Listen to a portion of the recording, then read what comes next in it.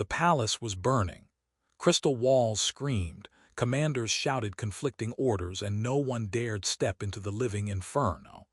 In that suspended heartbeat between duty and death, one human soldier made a choice. No permission, no guarantee of survival, no grand strategy. He ran toward the flames. Minutes later, he emerged from the smoke, burned, shaking, but carrying the princess in his arms. And just when the court believed they had witnessed a simple act of heroism, the queen rose and spoke the words that would change interstellar history forever. "You will be married." The first thing he noticed about the palace was that it breathed. Not metaphorically. It actually breathed. The walls expanded and contracted in slow, dignified rhythms, drawing in the faintly luminous air of Alar Prime and releasing it again in soft exhalations that hummed at a frequency just below human hearing. The long-eared courtiers claimed it was an architectural marvel. Bioengineered crystal lattices fused with living mycelial veins that regulated temperature, oxygen, even mood.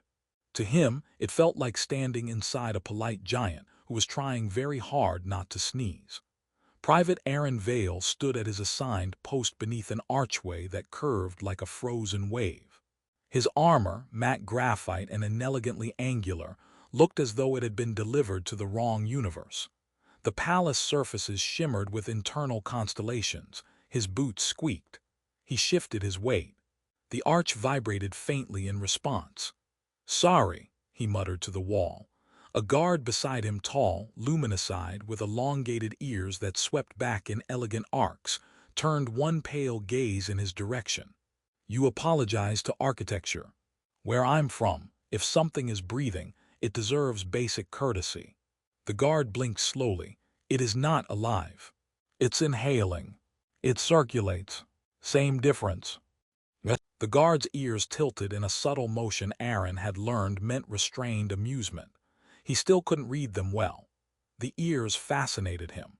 They were long and finely shaped, tapering like sculpted leaves, covered in skin just a shade too luminous to be human. They shifted constantly, responding to sounds no human could perceive. The entire species communicated in frequencies layered beneath and above standard speech, harmonics threading through their words like hidden chords. Arin suspected they heard his heartbeat from across the hall. He tried not to think about that. The royal court assembled in the central chamber, a vast oval space where the floor was translucent crystal and beneath it flowed lines of light, data streams. Someone had explained, mapping trade routes, energy levels, planetary tides. The queen stood upon a raised dais grown seamlessly from the floor, her posture flawless, her long ears adorned with thin circlets that shimmered with encoded authority. Beside her, the princess. Arin tried not to stare. She looked human at first glance, dark hair braided loosely over one shoulder, eyes thoughtful and steady, expression composed. But the difference was unmistakable. Her ears were longer than the others, graceful arcs that framed her face like living sculpture. When she listened, they angled forward slightly, catching vibrations the way a satellite dish catches signal.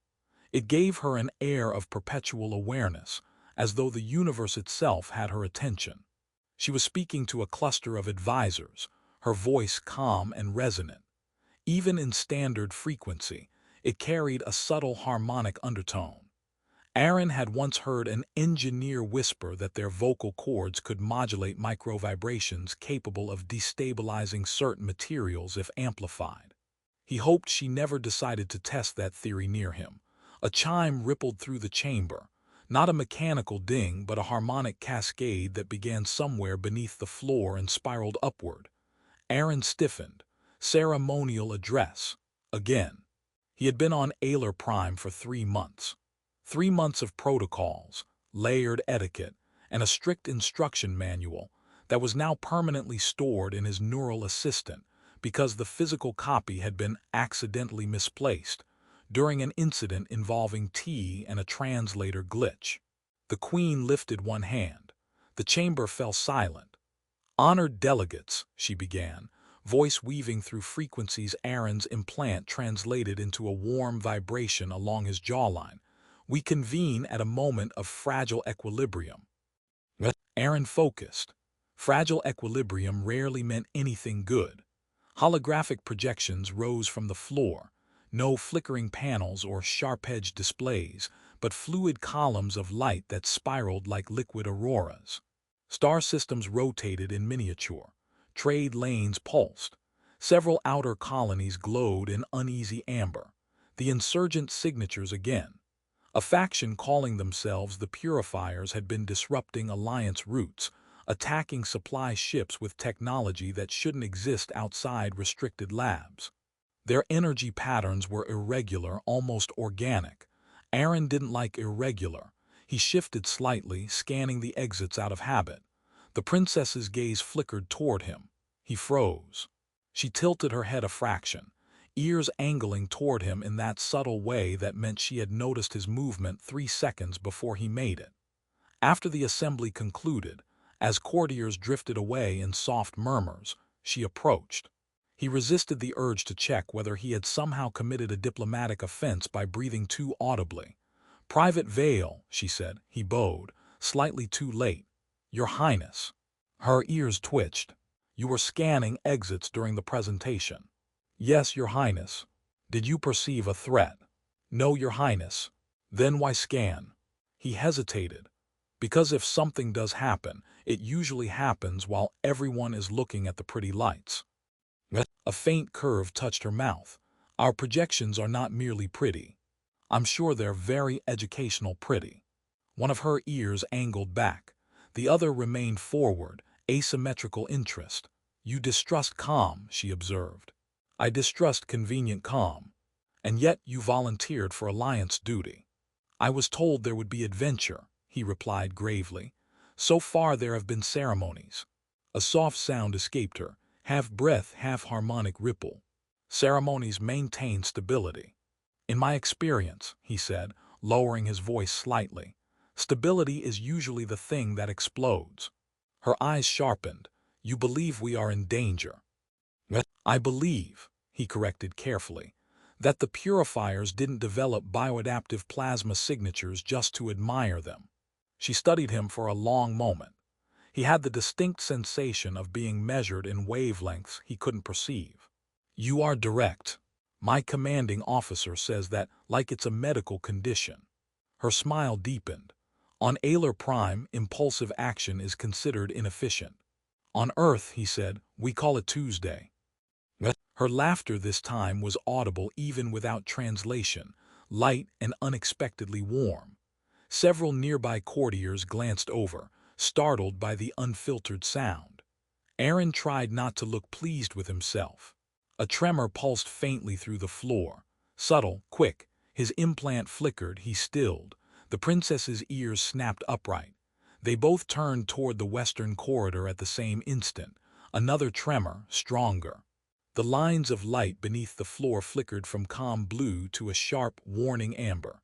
Across the chamber, a crystalline column cracked with a sound like a glass scream. Alarms did not blare. They sang. A layered harmonic resonance flooded the hall, beautiful and terrible. "Containment breach," someone whispered. A flash tore through the far wall. Not an explosion in the crude human sense, but a focused lance of white-blue energy that pierced the palace membrane and shattered into branching veins of fire.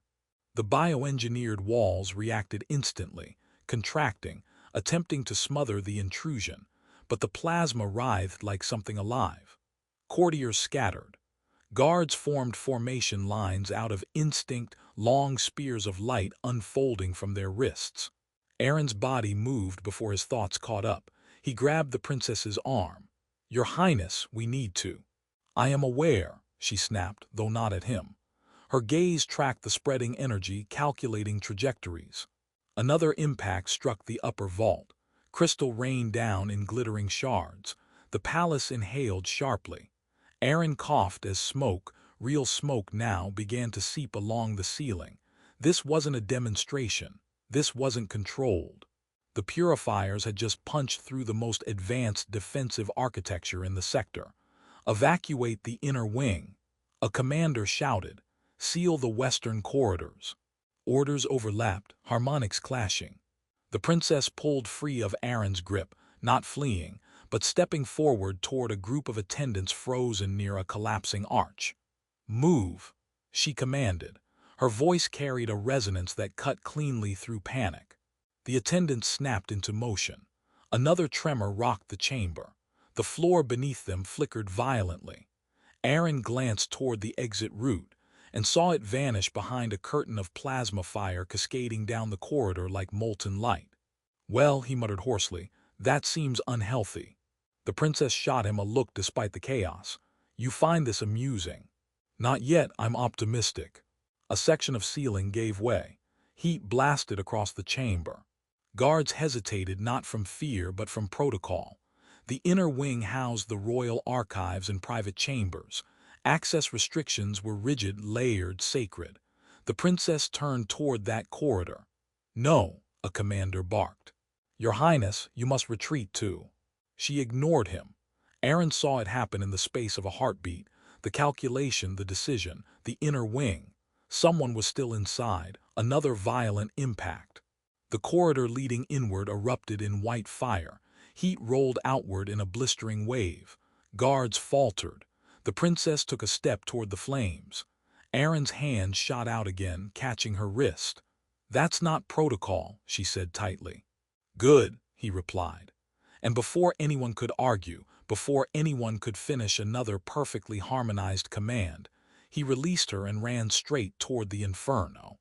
Heat struck him like a physical wall, a bright, roaring animal that objected strongly to his continued existence.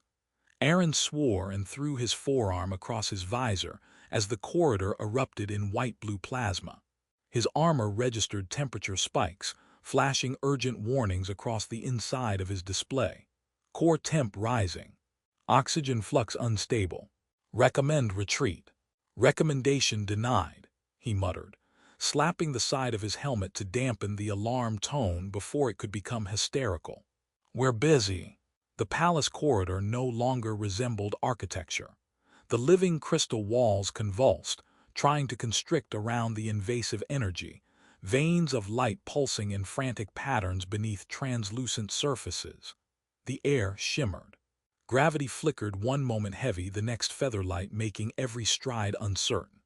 Behind him, the layered harmonic alarms swelled, echoing through bone. "Private Vale." A distant voice called. He didn't look back. The inner wing lay ahead through a storm of collapsing light. He toggled his suit's environmental seal. A hiss. The internal air recycler kicked in, thin and metallic. His visor polarized automatically, dimming the brilliance of the plasma to a bearable glare. The first section of floor gave way beneath his boot. He leapt instinctively. For half a second he hung suspended, weightless, while the palace's stabilizers tried to reassert gravitational control. Beneath him, a seam of molten crystal split open like a wound. "Excellent," he breathed as he landed hard against the opposite wall. "Let's add lava to the list." The corridor forked ahead, both paths flickering with fire. His implant overlaid a skeletal map of the palace, but entire segments were glitching in and out as systems failed. He paused only long enough to listen. Through the roar of flame and collapsing structure, he caught it, a faint rhythmic vibration. Not sound exactly. A harmonic pulse, irregular but deliberate. The princess. Her species could project distress frequencies tuned to resonate with palace architecture. To most, it would be inaudible. His translator struggled to isolate it, then finally converted it into a directional indicator pulsing at the edge of his vision. "Left. Of course it's left," he muttered. "It's always left." He plunged forward. A cascade of crystal debris fell from above. He raised his arm shield just in time. Shards shattered against it, splintering into incandescent dust. The heat intensified. His armor's outer layer began to char, reactive plating absorbing as much as it could before venting excess into emergency heat sinks. The corridor narrowed abruptly. Ahead, a section of ceiling had collapsed entirely, sealing the path with a lattice of fused crystal and writhing plasma. He skidded to a halt. "Right," he said to the Inferno. "We can do this politely, or we can do this creatively." The Inferno offered no comment. He scanned the blockage. Structural integrity was compromised but not fully fused. The palace was still trying to regenerate, weaving crystalline filaments across the gap. If he waited, it might reseal. If he waited, whoever was beyond it might suffocate. He triggered the microcharge embedded in his gauntlet, a controlled kinetic pulse designed for breaching hull plating. "Sorry," he told the wall again. He slammed his fist forward. The charge detonated with a concussive crack. The crystalline lattice fractured outward in a burst of glowing fragments. Plasma surged in response, flaring brighter.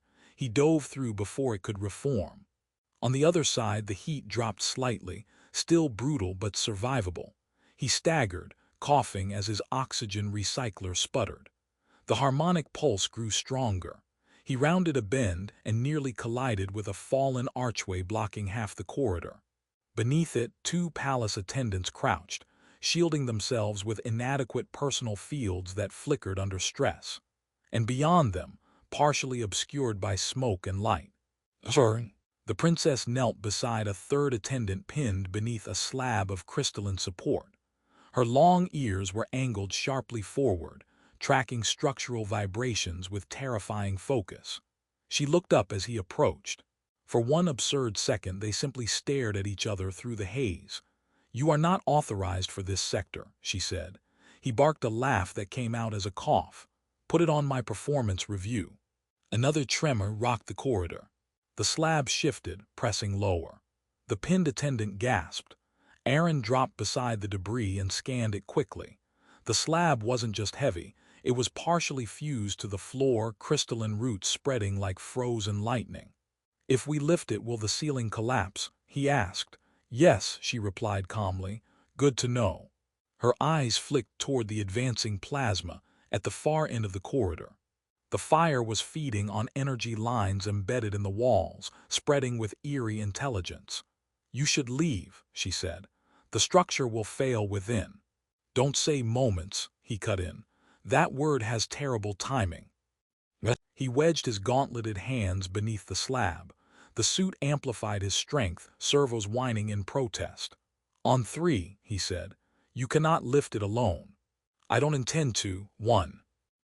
She hesitated only a fraction of a second before placing her hands beside his. Her fingers were slender, skin luminous even through soot. When she pressed her palms against the crystal, her ears angled outward and a low harmonic hum vibrated through the air. The slab trembled. "Two," he grunted. The attendant scrambled clear. "Three." They heaved. The suit's strength augmentation flared dangerously close to overload. Warning symbols exploded across his visor. The slab rose an inch, then two. The pinned attendant dragged themselves free with a strangled cry. "Move!" Arin shouted. The princess released the slab and pulled the last attendant away just as Arin let go. The crystal crashed down with a shattering impact that sent fissures spidering across the floor. He stumbled back, nearly losing his footing as gravity fluctuated again. The corridor groaned. "The western support columns have failed," she said quietly, ears quivering as she listened to stresses propagating through the structure. "How long?" he asked. She tilted her head slightly, calculating. 4 minutes, she said. "That's generous." She looked at him sharply. "It is not." He offered a thin smile behind his visor. "I prefer optimism." The fire surged closer, heat slamming into them like a physical tide. He glanced toward the only remaining exit route. Blocked. A section of corridor had sealed itself in a misguided attempt at containment. "Can you unseal it?" he asked. "I can attempt to override the palace's regenerative response." "That sounds complicated." "It is." "Good. I'd hate for this to be simple." She moved toward the sealed wall, placing her palm against its surface. Her ears flattened back, then angled forward as she emitted a precise harmonic sequence, tones too subtle for him to hear, but his suit registered the vibrations as delicate spikes across the frequency spectrum. The wall responded, light pulsing beneath its surface. Behind them, the plasma fire reached the fallen arch and surged over it like liquid sunlight. Arin stepped between the princess and the advancing flames. He extended his arm shield and activated its thermal dispersion field. The air in front of him shimmered as the shield absorbed and deflected the worst of the heat. "This is a terrible idea," he said conversationally. "Most of your ideas are," she replied without turning. He grinned despite himself. The wall before her rippled. "Come on," he murmured, glancing back at the fire. "Open, be cooperative architecture." A crack split the sealed corridor. Light flared. The passage began to part. The palace seemed to hesitate, then, with a reluctant shudder, it obeyed her command and opened a narrow gap. "Go," she said. He ushered the attendants through first. The corridor beyond was dimmer, but smoke thickened rapidly. The palace inhaled again, a massive, strained breath. Somewhere above, another impact struck. The entire structure lurched. Arin grabbed the princess's arm as the floor tilted sharply. For a heartbeat they were weightless, suspended amid drifting embers. Her hand caught his forearm. Gravity slammed back into place. They staggered forward together. Behind them, the corridor they had just left collapsed entirely, consumed in a roar of light. They ran. He could feel his suit's systems degrading, insulation failing in patches. Heat seeped through in painful pulses. "Your Highness," he said between breaths, "when this is over, I request less exciting diplomatic exchanges." She glanced at him, soot streaking her cheek, ears singed at the edges yet still tracking vibrations with relentless focus. "You are dissatisfied with our hospitality." "Immensely." A faint, breathless laugh escaped her. Ahead, a final junction opened toward the central hall. Smoke poured through it. He could hear voices. A faint, breathless laugh escaped her. Ahead, a final junction opened toward the central hall. Smoke poured through it. He could hear voices now, guards shouting, systems stabilizing. They were close. Another tremor hit. The ceiling above the junction cracked, splintering. He looked up just in time to see a massive crystalline beam shear free. There was no time to calculate.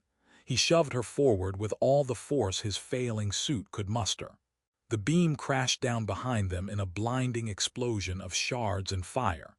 He felt the shockwave hit his back. Then the world narrowed to white heat and silence as he stumbled through the smoke toward the light of the hall beyond. Sound returned before sight did. Arin became aware of it in layers, distant harmonics, the hiss of failing energy conduits, someone arguing in a voice pitched 3 octaves too high for calm. His visor was cracked, polarized glass spiderwebbed with fractures that diffused the light into a blinding haze. He tried to inhale and tasted metal. "Private Vale," a voice said, very close. He blinked. The haze resolved into the princess kneeling over him, her long ears silhouetted against drifting smoke. One edge was charred, the elegant curve marred by a thin, blackened line. Her expression, usually measured, was unguarded. "You are alive," she said. He coughed. "Was there a vote?" Her mouth twitched. Hands gloved, luminous, lifted him carefully. The central hall loomed around them, scarred but standing. The living crystal walls pulsed erratically, trying to re-establish equilibrium.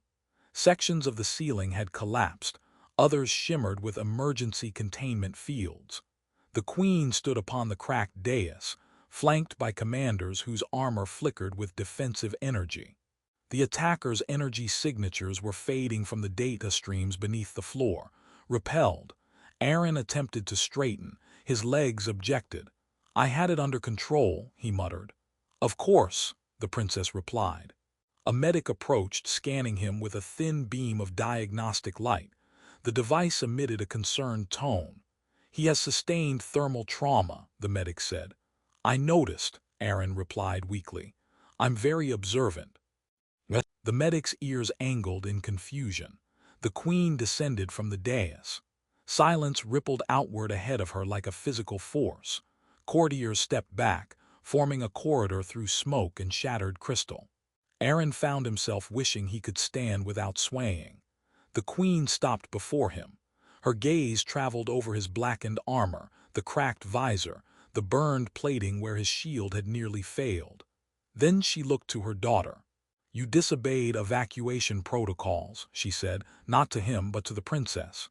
"Yes," the princess answered evenly. "You entered a destabilized corridor." "Yes." The queen's eyes shifted to Arin. "And you," she said, voice resonant with layered frequencies that vibrated through his bones, "ran into a corridor already claimed by fire." He considered several responses and discarded all of them. "Yes, Your Majesty." A faint murmur moved through the hall. The queen studied him for a long, unreadable moment. Why? It was not an accusation. It was a genuine inquiry. Arin swallowed, tasting smoke. "Because someone was still in there," he said simply. "You were not ordered. No, you were not certain you would survive." He glanced at the princess, who watched him with an intensity that felt heavier than the collapsed ceiling. "No," he said again, "but I was certain they wouldn't if I didn't." Silence deepened. The palace walls began to glow faintly as stabilization protocols regained coherence. Beneath the floor, the lines of light shifted from amber back toward blue. The queen's long ears angled slightly forward, as though attuning to something beyond audible sound. "In our doctrine," she said slowly, "valor is executed within design. Sacrifice is calculated for strategic gain." He managed a faint grin. "On Earth, sometimes we skip the calculations." A ripple of shocked sound moved through the court. The princess let out the smallest, involuntary laugh. The queen's gaze did not leave him. "You disrupted command cohesion," she continued. "Yes, Your Majesty. You damaged palace infrastructure. Technically, the fire did most of that." Several guards visibly struggled not to react.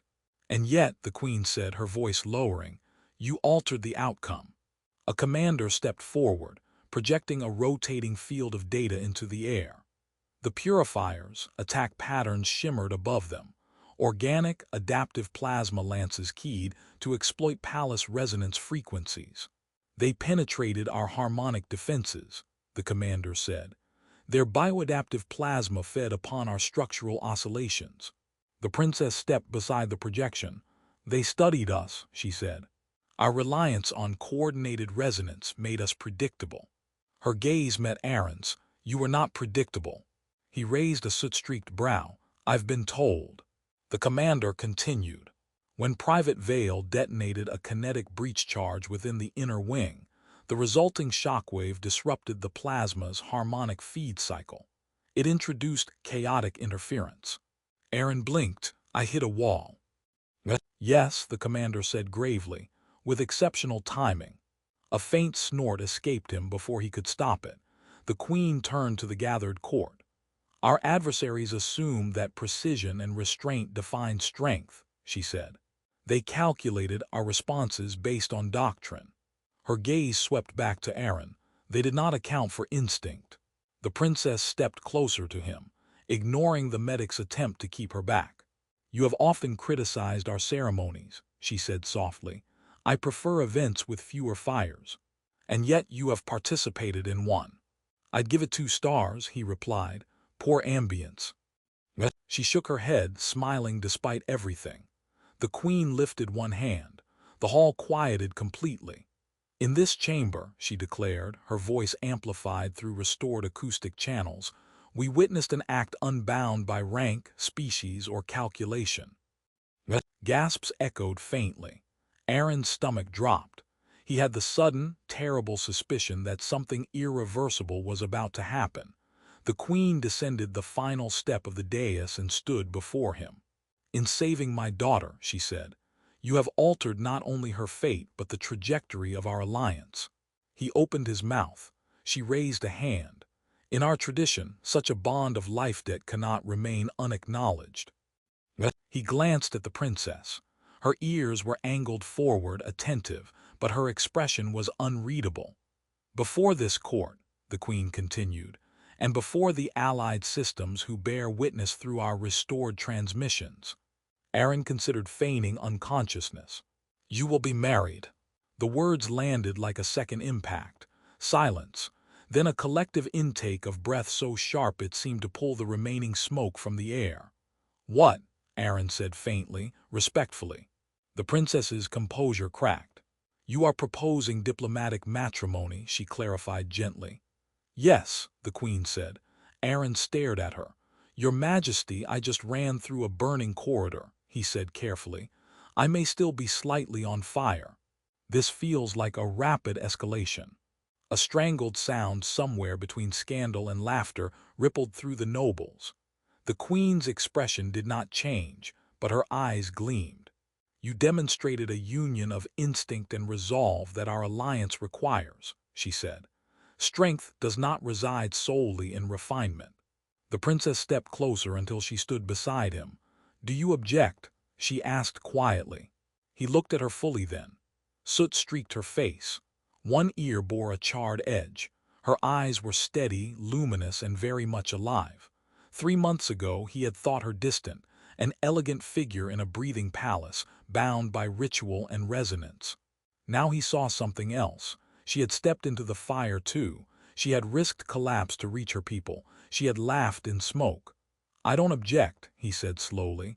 "I just would have appreciated a briefing." A soft laugh escaped her. "Humans," she murmured. The queen extended her hand toward them both. "Then it is declared." The hall erupted, not in chaos this time, but in layered harmonics of astonishment, debate, and reluctant admiration. The purifier threat was not gone, but its strategy had been exposed. Already, engineers were recalibrating the palace's defenses, integrating irregular kinetic pulses into harmonic shields. Chaos woven deliberately into order. Arin stood amid it all, feeling the weight of stares from every corner of the chamber. He had arrived on Alar Prime as a soldier assigned to observe. He now stood as something else entirely. Later, after medics insisted on sealing the burns along his back, after commanders reviewed the battle footage with expressions that hovered between horror and fascination, he found himself on a balcony overlooking the recovering city. The palace breathed steadily again. The princess joined him. "You have disrupted centuries of protocol," she said lightly. "I'm developing a talent for that." She leaned against the crystalline railing, long ears catching the faint night wind. "You were afraid," she said. "Yes." "And you ran anyway." "Yes." She studied him. "In our culture, courage is harmony with purpose," she said. "You showed me that sometimes courage is discord that refuses to be silent." He exhaled slowly. "And you showed me," he said, "that structure isn't weakness, it's just different." She tilted her head. "You have changed." "I'm considering reading the protocol manual voluntarily," he admitted. "Don't tell anyone." Her laughter drifted out over the city. "Tomorrow," she said, "we begin preparations. For ensuring that when the purifiers return, they will face a defense that sings and strikes." He looked at her. "And the wedding?" Her ears angled playfully. "That also." He groaned softly. "I survived plasma fire." "Yes. I am not certain I will survive 12 hours of ceremonial listening." She smiled, luminous and unburned at the core. "You ran toward the flames," she said. "You can endure my family." Below them the city lights brightened as systems stabilized fully. Above, the stars shifted, distant, indifferent, watching. Arin rested his forearms on the railing, feeling the steady breath of the palace beneath